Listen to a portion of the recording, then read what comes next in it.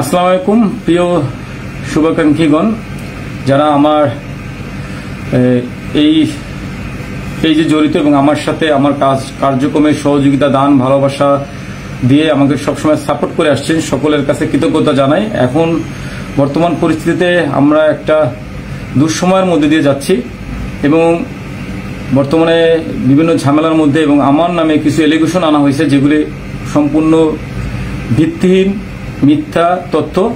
এবং এর কারণটা হলো জমি সংক্রান্ত কিছু বিষয় নিয়ে, সাভারের জমি সংক্রান্ত বিষয় নিয়ে। যার সাথে জমির দ্বন্দ্ব হয়েছে তার আত্মীয় স্বজন, তার ভাই ব্রাদার, তার ভাগিনারা এই সংবাদ মাধ্যমে জড়িত আছে বিধায় তারা আমাকে নিয়ে মিথ্যা বানোয়াট একটা তথ্য ছড়াচ্ছে এবং তারা চাচ্ছে যে আমি দ্রুততর সময় গ্রেপ্তার হয়ে যাই। এবং তাদের যে কথাটা ছিল যখন থানায় আমরা বসছিলাম সাভারে, তখন তারা হুমকি দুমকি দিছিল যে আমাদেরকে তারা দেখে নেবে এবং আমাকে তারা জেল হাজত খাটাইয়ে ছাড়বে। তো তাদের একটা পায় তারা।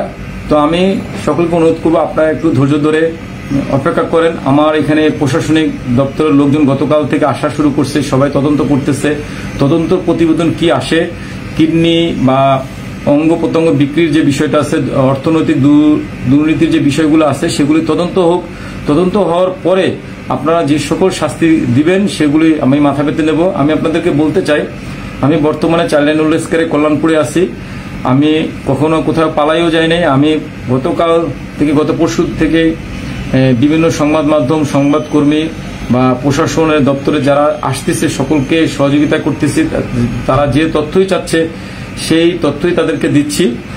তো আমি আপনাদেরকে একটা অনুরোধ করব, যারা আমাকে চোর বাটপার কিডনি পাচার ঠাচার বলতেছেন, সকলের উদ্দেশ্যে একটাই কথা বলবো, যতক্ষণ না এই এলিগেশনগুলা, এই মিথ্যা তথ্যগুলো প্রমাণিত হয় ততক্ষণ কিন্তু কাউকে গালাগালি করা, হয়রানি করাও কিন্তু পাপ, অন্যায়।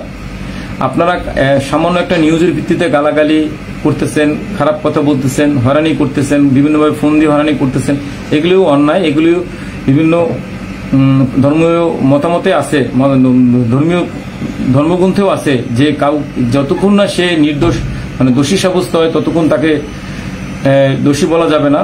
আপনারা কেউই দেখেন নাই যে আমি কিডনি পাচার করছি, কিডনি বিক্রি করছি, অর্থনৈতিক আত্মসাৎ করছি। যেহেতু আপনারা দেখেন নাই, আপনারা শুধুমাত্র একটা গুরু রচনার মতো একটা পত্রিকায় লেখা দেখছেন, সেটা দেখেই তো আর বিশ্বাস না করতে অনুরোধ করতেছি। যেহেতু প্রশাসন এখানে আসতেছে, প্রশাসন তদন্ত শুরু হয়ে গেছে, তো একটু ধৈর্য ধরে অপেক্ষা করুন। এবং আপনারা অনুরোধ করব যে যতক্ষণ না আমি দোষী সাব্যস্ত হই ততক্ষণ না আমাকে তত সময় আপনারা দোষী না বলেন, গালাগালি না করেন। যেটা আপনারা দেখতে পাবেন, আজ হোক, কাল হোক, 5 দিন পরে হোক বা 2 দিন পরে হোক, তো সেই দিন পর্যন্ত একটু অপেক্ষা করে সকলকে অনুরোধ রইল। বিশেষ করে সংবাদ মাধ্যমে যেগুলো আসতেছে সবগুলো সত্যি না, এটা আমি দৃঢ়ভাবে বলতেছি। আপনাদের সকলের কাছে অনুরোধ থাকবে, আপনারা সকলে ধৈর্য সহকারে কিছুটা সময় অপেক্ষা করেন এবং কি হয়, প্রশাসনের রিপোর্ট কি আসে, তদন্ত রিপোর্ট কি আসে, বিভিন্ন আইন শৃঙ্খলা বাহিনীরা আসতেছে তাদের কি রিপোর্ট আসে, তারা কি বলে, সেই সময়টুকু আপনাদের কাছে চেয়ে নিচ্ছি। সেই সময়টুকু আপনারা আমাকে দেন, তারপরে আপনারা যে প্রকার যে অন্যায় করি না কেন তার শাস্তি আমি মেনে নিতে রাজি আছি। এবং যারা বিচ্ছিরিভাবে গালাগালি করতেছেন, ভাই আপনাদেরকে রিকোয়েস্ট করব, গালাগালি করে কোনো সমাধান হবে না, গালাগালি করে কোনো কিছুই হবে না। তার চেয়ে ভালো হয় আপনারা একটু ধৈর্য সহকারে অপেক্ষা করেন। যদি আমার বিরুদ্ধে কোনো এলিগেশন প্রমাণিত না হয় তখন আপনারা যে গালাগালি করছেন সেটা আপনাদের জন্য অন্যায় হয়ে দাঁড়াবে। তো সেজন্য সকলকে অনুরোধ করবো একটু ধৈর্য ধরে অপেক্ষা করেন। সবাই ভালো থাকবেন, আপনাদের সকলের জন্য অনেক অনেক শুভকামনা, দোয়া রইল।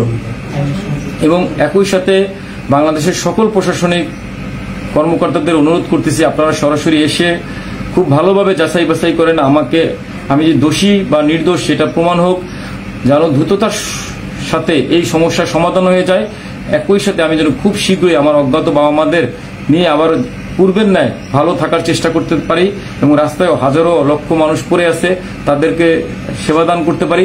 সেই ব্যবস্থাটুকু করে দেওয়ার জন্য দেশের সকল প্রশাসনিক কর্মকর্তা, কর্মচারী, সদস্য, স্যার, প্রিয়জনদের সকলের কাছে অনুরোধ করতেছি। একই সাথে মিডিয়া ভাইদেরও বলি, আপনারা যেটা সত্য সেই সত্যটা উদ্ঘাটন করুন, সত্যটা উদ্ঘাটন করে মানুষের সামনে প্রকাশ করুন। মানুষ মাত্রই ভুল ত্রুটি থাকতে পারে, হ্যাঁ ছোটখাটো ভুল ত্রুটি হইতেই পারে, সেটা মাথা পেতে নেব। তবে যদি এই যে সংবাদ প্রকাশ হয়েছে তার মধ্যে যদি 20-15 বা 20-10 ফারাক হয়, সেটা অবশ্যই আপনারা আইনানুগ ব্যবস্থায় যা আসে তাই করবেন। কিন্তু মানুষ মতো যেহেতু ভুল হইতে পারে, 1% 2% তো আমার ভুল আছেই, এটা আমি স্বীকার করে নিচ্ছি। তো যাই হোক, আপনাদের সকলকে অনুরোধ করব বিভ্রান্তিত না হয়ে একটু ধৈর্য ধরে আমার এই বিচার বা আমার প্রতি যারা মানে এই নিউজগুলো করছে তাদের সত্যতা প্রকাশ হোক, তারপরে আপনারা যত ইচ্ছায় গালাগালি করেন। এবং প্রশাসনকে বলবো দ্রুততার সাথে আমার যে সমাধান সেটার বিচারাধীনে আনুক এবং আমার তথ্যগুলো সংগ্রহ করুক। আমি যদি নির্দোষ বা দোষী হয়ে থাকি সেটা দ্রুত সময়ের মধ্যে মানুষের মাঝে প্রকাশিত হোক। সবাই ভালো থাকবেন, সবার জন্য অনেক অনেক শুভকামনা। আল্লাহ হাফেজ।